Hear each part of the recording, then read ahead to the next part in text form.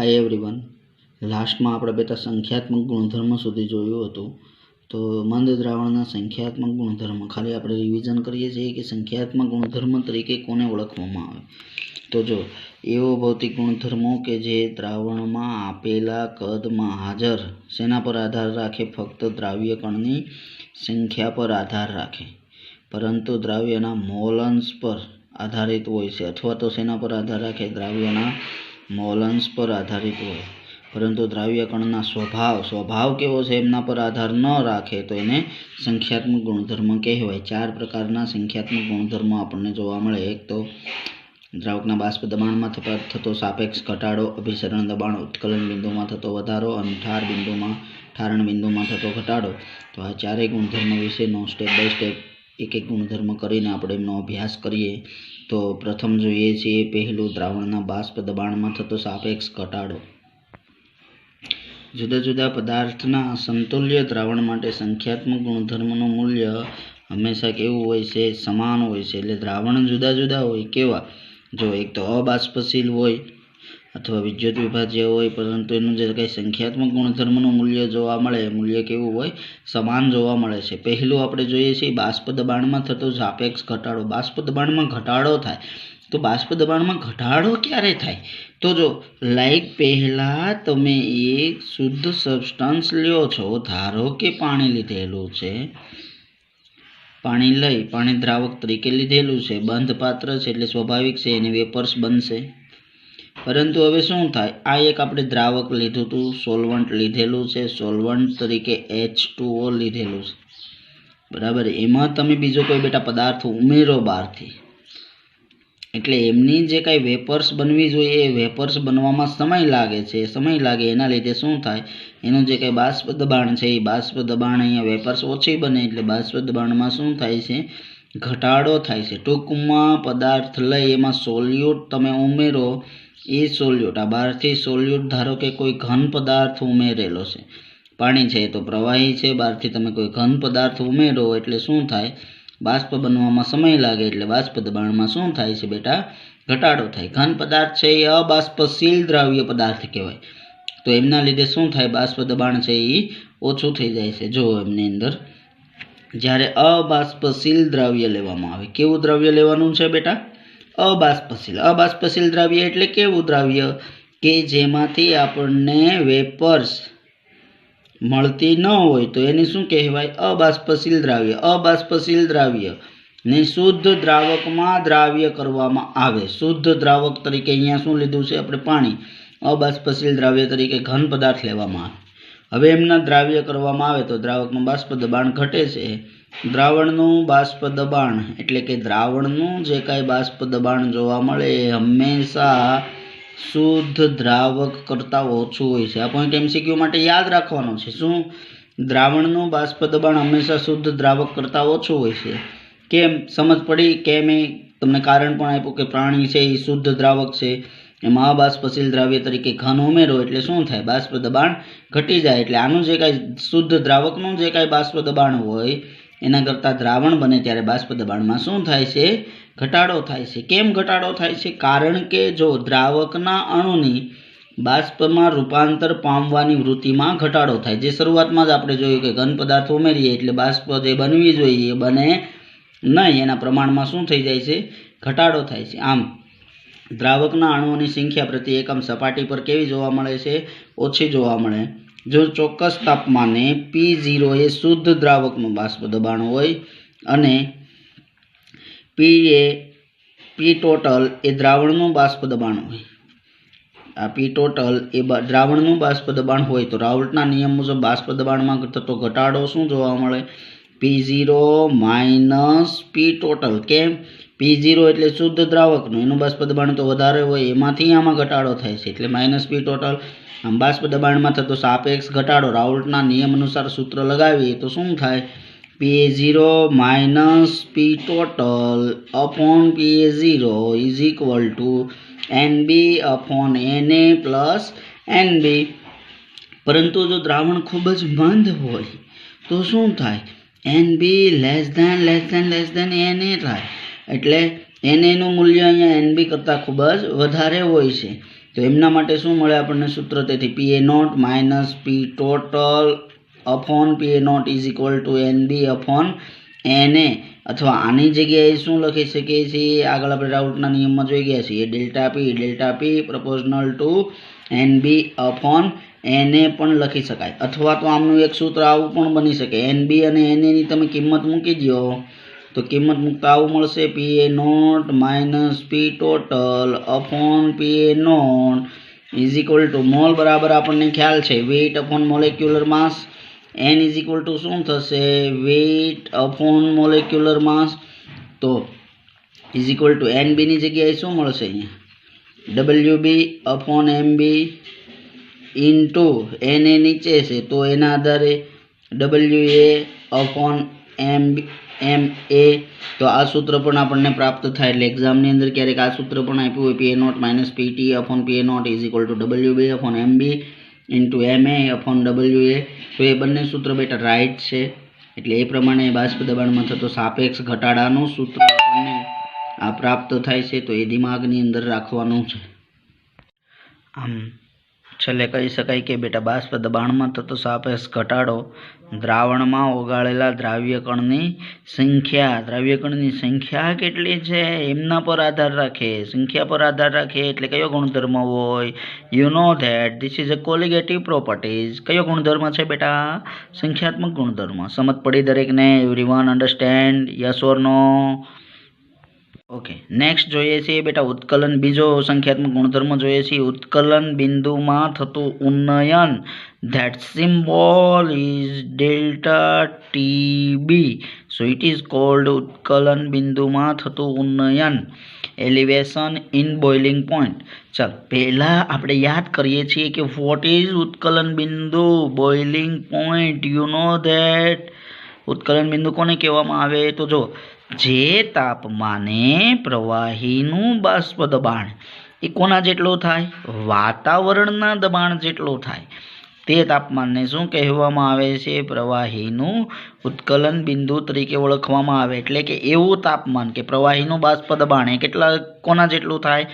વાતાવરણના દબાણ જેટલું. એટલે 760 મર્ક્યુરી જેટલું થાય, અથવા તો 760 ઇઝ ઇક્વલ ટુ 1 એટમોસ્ફિયર, અથવા તો 1.013 બાર જેટલું થાય. તો એ જે તાપમાન છે એ તાપમાનને શું કહેવામાં આવે? પ્રવાહીનું ઉત્કલન બિંદુ તરીકે ઓળખવામાં આવે. લાઈક જો અહીંયા તમે શુદ્ધ દ્રાવક તરીકે પાણી લ્યો છો, ત્યારબાદ એ પાણીને લઈ અને એ પાણીને તમે હીટ કરો, ગરમ કરો. તો ગરમ કરો તો કેટલા તાપમાને ગરમ કરો કે એનું શેમાં રૂપાંતર થાય? વેપર્સની અંદર રૂપાંતર થતું હોય. તો એ કયા તાપમાને થાય? વાતાવરણનું દબાણ આપણને ખ્યાલ છે. વાતાવરણનું દબાણ બેટા કેટલું હોય? 1 ATM. તો 1 ATM દબાણ કરવા માટે, આટલું દબાણ ઉત્પન્ન કરવા માટે એ તાપમાને આપણે એને નીચેથી શું કરવાનું છે? તાપમાન આપી, ઉર્જા આપી અને ગરમ કરવાનું છે. તો આપણને ખબર છે કે આ પાણી છે, તો પાણીને લીધે પાણી હોવાને લીધે પાણીનું ઉત્કલન બિંદુ કેટલું છે? 100 ડિગ્રી સેલ્સિયસ. યસ ઓર નો? તો 100 ડિગ્રી સેલ્સિયસ તાપમાને આપણે પાણીને ગરમ કરીએ ત્યારે એ 100 ડિગ્રી સેલ્સિયસ પછી એમનું શું થાય છે? બાષ્પમાં રૂપાંતર થવા માંડે છે. તો આ જે તાપમાન છે એને શું કહેવામાં આવે? પાણીનું ઉત્કલન બિંદુ તરીકે ઓળખવામાં આવે છે. એટલે ખ્યાલ આવ્યો તમને? દરેકને ખબર પડી? જે તાપમાને શું થાય? પ્રવાહીનું બાષ્પ દબાણ. આ પ્રવાહી પાણી છે એનું બાષ્પ દબાણ કેટલું થવું જોઈએ? વાતાવરણના દબાણ જેટલું. એટલે કેટલું? 1 ATM. 1 ATM કરવા માટે શું કરવું પડે? તો કે એ તાપમાને આપણે એને ગરમ કરવાનું કે એનું દબાણ કેટલું થઈ જાય? વાતાવરણના દબાણ જેટલું. એટલે 100 ડિગ્રી સેલ્સિયસ તાપમાને પાણીનું બાષ્પમાં રૂપાંતર થવા લાગે. તો આ જે 100 ડિગ્રી સેલ્સિયસ તાપમાન છે એને શું કહેવામાં આવે? પ્રવાહીનું ઉત્કલન બિંદુ તરીકે એને ઓળખવામાં આવે. Everyone understand? This is the boiling point of liquid substance. Understand everyone?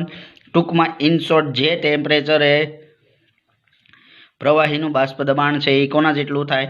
વાતાવરણના દબાણ જેટલું થાય. તો એ જે તાપમાન છે એને શું કહેવામાં આવે? એને ઉત્કલન બિંદુ તરીકે ઓળખવામાં આવે છે. ત્યારબાદ જો જ્યારે અબાષ્પશીલ દ્રાવ્ય લેવામાં આવે, હવે સ્વાભાવિક છે અબાષ્પશીલ દ્રાવ્ય તમે આની અંદર ઉમેરો. આપણે ઉપર ઉમેર્યું હતું ઘન પદાર્થ. એટલે ઘન પદાર્થ છે એ always solid is always non volatile substance.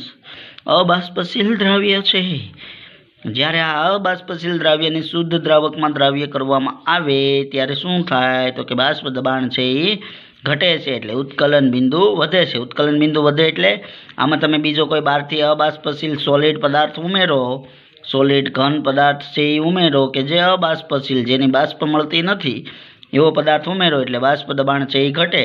કારણ કે આ દબાણ થવા માટે ને વધારે તાપમાને આપણે શું કરવું પડે, ગરમ કરવું પડે. એટલે ઉત્કલન બિંદુમાં પાણી માટે 100 ડિગ્રી સેલ્સિયસ હતું, પરંતુ જ્યારે તમે ઘન પદાર્થ ઉમેરો ત્યારે શું થાય, તાપમાન છે એ વધી જાય, એટલે 100 ડિગ્રી સેલ્સિયસથી વધારે તાપમાને ગરમ કરવું પડે. એટલે શું થાય, ઉત્કલન બિંદુમાં શું થઈ જાય છે બેટા, વધારો થઈ જાય છે. આમ જ્યારે અબાષ્પશીલ દ્રાવ્યને ઉમેરવામાં આવે શુદ્ધ દ્રાવકની અંદર ત્યારે શું થાય, બાષ્પ દબાણ ઘટે અને ઉત્કલન બિંદુ છે એ વધે છે. This point is remember that MCQ માટે આ યાદ રાખવાનું છે કે બાષ્પ દબાણ ઘટે, પણ બાષ્પ દબાણ ઘટે ક્યારે, જ્યારે અબાષ્પશીલ દ્રાવ્યને શું કરવામાં આવે, શુદ્ધ દ્રાવકમાં ઉમેરવામાં આવે તો બાષ્પ દબાણ ઘટે અને ઉત્કલન બિંદુ વધે છે. ત્યારબાદ જો દ્રાવણ, આ ઉત્કલન બિંદુ ઉન્નયન કોને કહેવાય તો દ્રાવણ અને શુદ્ધ દ્રાવક, દ્રાવણ પછી શુદ્ધ દ્રાવક એ બંનેના ઉત્કલન બિંદુનો જે કાંઈ તફાવત લેવામાં આવે, ઉત્કલન બિંદુના તફાવતને શું કહેવામાં આવે છે, ઉત્કલન બિંદુ ઉન્નયન તરીકે ઓળખવામાં આવે છે. બરાબર, એમને ઉત્કલન બિંદુ ઉન્નયન ડેલ્ટા ટીબી વડે દર્શાવાય. ચાલો ગ્રાફ પરથી જોઈએ છીએ. પહેલાં જુઓ, આ સોલ્વન્ટ છે, શુદ્ધ દ્રાવક છે, બરાબર છે, ત્યારે એનું જે કાંઈ બાષ્પ દબાણ છે એ PA0 છે, ત્યારે એનું જે કાંઈ તાપમાન અહીંયા મળે છે એ તાપમાન આપણે કયું લીધું છે, TB0. પરંતુ શું કરીએ, ત્યારબાદ નેક્સ્ટ આપણે જેવું શુદ્ધ દ્રાવકની અંદર અબાષ્પશીલ દ્રાવ્ય ઉમેરીએ એટલે દ્રાવણ મળે છે. દ્રાવણ બને એટલે જો એના બાષ્પ દબાણમાં શું થયો છે, ઘટાડો થયો છે. તો PT જેટલું બાષ્પ દબાણ ક્યારે મળશે, ત્યારે એનું તાપમાન શું થઈ જાય છે, TB જેટલું થાય. ટૂંકમાં ઇન શોર્ટ તાપમાનમાં શું થાય, આ શુદ્ધ દ્રાવકનું તાપમાન છે, આ બીજું જે મળે છે એ શુદ્ધ દ્રાવકની અંદર અબાષ્પશીલ દ્રાવ્ય ઉમેરીએ ત્યારે જે દ્રાવણ બને એનું તાપમાન છે, તો એ તાપમાનમાં શું થયું, TB0 માંથી શું થયું, TB બન્યું, એટલે તાપમાનમાં વધારો થયો. તો આ રીતના દ્રાવક કરતાં દ્રાવણ બને ત્યારે એના તાપમાનમાં વધારો થાય. એ બંનેનો જે તફાવત લેવામાં આવે એ તફાવતને શું કહેવામાં આવે છે, ઉત્કલન બિંદુ ઉન્નયન ડેલ્ટા TB વડે એને દર્શાવવામાં આવે છે. અહીં TB0 એ શુદ્ધ દ્રાવકનું ઉત્કલન બિંદુ છે, જ્યારે TB એ દ્રાવણનું ઉત્કલન બિંદુ હોય તો definitely TB is greater than TB0. અને ઉત્કલન બિંદુમાં ઉન્નયન બરાબર શું થશે, delta TB is equal to TB minus TB0. આમ ઉત્કલન બિંદુ ઉન્નયન એ દ્રાવણના બાષ્પ દબાણના ઘટાડાના સમપ્રમાણમાં હોય છે, અથવા પ્રયોગોને આધારે પણ સાબિત થયું છે શું કે ડેલ્ટા TB એ દ્રાવણમાંની દ્રાવ્યની મોલલ સાંદ્રતાના સમપ્રમાણમાં હોય છે. એટલે delta TB is proportional two M, માટે delta TB is equal two KB into M લખી શકાય. એક આપણને આ પ્રાપ્ત થાય છે. બીજું આપણે જોયું કે ઉત્કલન બિંદુ ઉન્નયન દ્રાવણના બાષ્પ દબાણના ઘટાડાના સમપ્રમાણમાં હોય, એટલે delta TB is proportional two P0 minus P total, જે શું દર્શાવે છે, બાષ્પ દબાણમાં થતો સાપેક્ષ ઘટાડો. માટે આવું પણ લખી શકાય, ડેલ્ટા TB, આ બંનેનો ડિફરન્સ લેવામાં આવે તો delta TB proportional to delta P proportional two NB upon N. આ NB અપોન N ક્યાંથી આવ્યું, તો એ અહીંયાથી આપણને પ્રાપ્ત થાય delta P proportional two NB upon N. તો એમના પરથી delta P proportional two NB upon N પણ મળે. ચલો એમના આધારે delta TB proportional two NB upon N લખીએ તો શું મળે, is equal two WB into MA upon MB into WA. દ્રાવક માટે P0 અને MA એ કેવું હોય, અચળ હોય, એમાં કોઈ ફેરફાર થાય નહીં. તો એના આધારે શું લખી શકાય, delta TB proportional two WB upon MB into WA, અથવા તો ડેલ્ટા TB પ્રોપોર્શનલ ટુની નિશાની રિમૂવ કરવામાં આવે તો delta TB is equal to શું મળે બેટા, K into WB upon MB into WA. જ્યાં K છે એ શું છે, Kને શું કહેવામાં આવે, ઉન્નયન અચળાંક. પરંતુ જો WB અપોન MB બરાબર પદાર્થ જો 1 મોલ લીધેલો હોય અને WA બરાબર જો 1 ગ્રામ લીધેલો હોય તો ડેલ્ટા TB બરાબર આપણને અહીંયા શું મળશે, ફક્ત શું વધશે, અહીંયા K વધશે. તો delta TB is equal to શું મળે, K, જેને શું કહેવામાં આવે, ઉન્નયન અચળાંક અથવા તો આણ્વીય ઉન્નયન અચળાંક તરીકે પણ એમને ઓળખવામાં આવે. પરંતુ જો WB/MB બરાબર 1 અને WA બરાબર જો 1000 ગ્રામ લેવામાં આવે તો ડેલ્ટા TB બરાબર KB, જેને શું કહેવામાં આવે? મોલલ ઉન્નયન અચળાંક. માટે K/1000 બરાબર KB, જેને શું કહેવામાં આવે? મોલલ ઉન્નયન અચળાંક, અથવા તો એબ્યુલિયોસ્કોપિક કોન્સ્ટન્ટ પણ કહેવાય, અને એબ્યુલિયોસ્કોપિક કોન્સ્ટન્ટ અથવા એને મોલલ ઉન્નયન અચળાંક કહેવાય.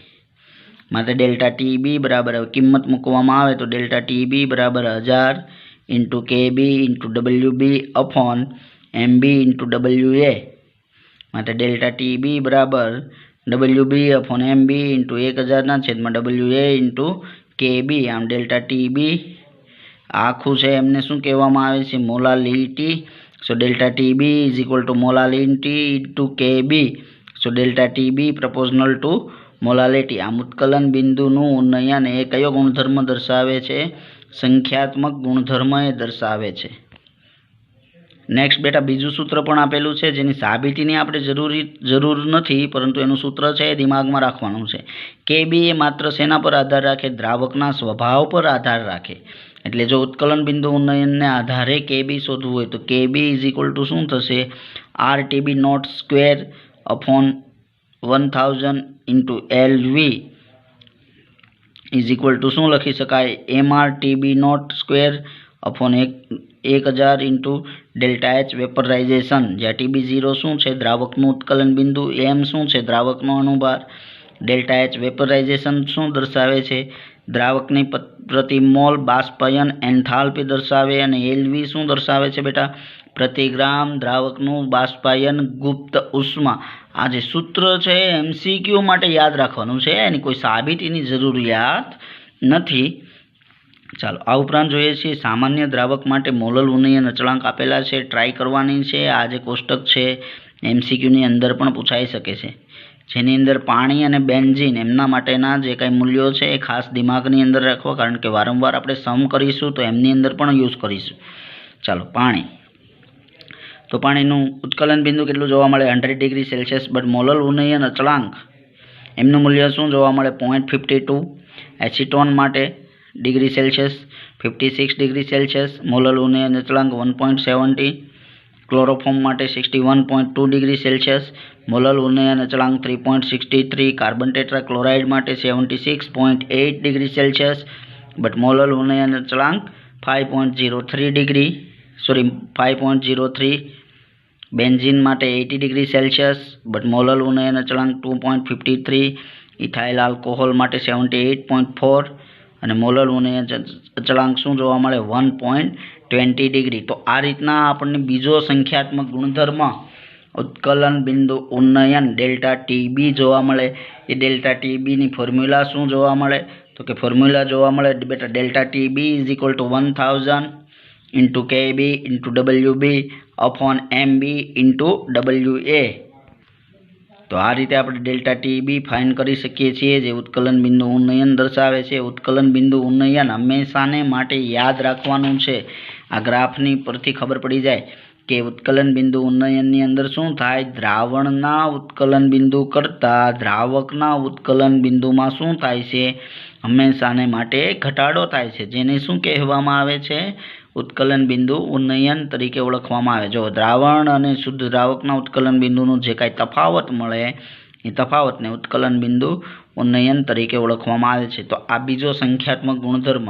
આ પાઠની અંદર આપણે બે સંખ્યાત્મક ગુણધર્મ જોયા, એક બાષ્પ દબાણમાં થતો સાપેક્ષ ઘટાડો અને બીજું ઉત્કલન બિંદુમાં થતું ઉન્નયન. તો બંને સંખ્યાત્મક ગુણધર્મ દિમાગની અંદર રાખવા વ્યવસ્થિત રીતે. અને વ્યવસ્થિત ઘણો બધો સમય તમને અત્યારે મળ્યો છે, તો સમયનો સદુપયોગ કરો, મહેનત કરો, અને એવી મહેનત કરો કે આ જે ચેપ્ટર આપણે અહીંયાથી ભણીએ છીએ છતાં બી તમે એટલા પાવરફુલ થઈ, સ્ટ્રોંગ બની અને ભણો, અભ્યાસ કરો કે આપણું જ્યારે સ્ટાર્ટ થાય ત્યારે તમને વધારે ને વધારે મજા આવે. ને જેટલા ચેપ્ટર ચાલી ગયા છે એટલા એટલીસ્ટ કન્ફર્મ પાવરફુલ સ્ટ્રોંગ બની જાય, કારણ કે તમારી પાસે અત્યારે મેક્ઝિમમ ટાઈમ છે. તો એ ટાઈમનો બેટા મોસ્ટ ઓફ યુઝ કરો, જેથી કરીને તમારો જે નીટ અને JEE ક્રેક કરવાનો જે ટાર્ગેટ છે એ ટાર્ગેટને તમે 100% એચીવ કરો. એના માટે બેટા દરેકને એવરીવનને બેસ્ટ ઓફ લક.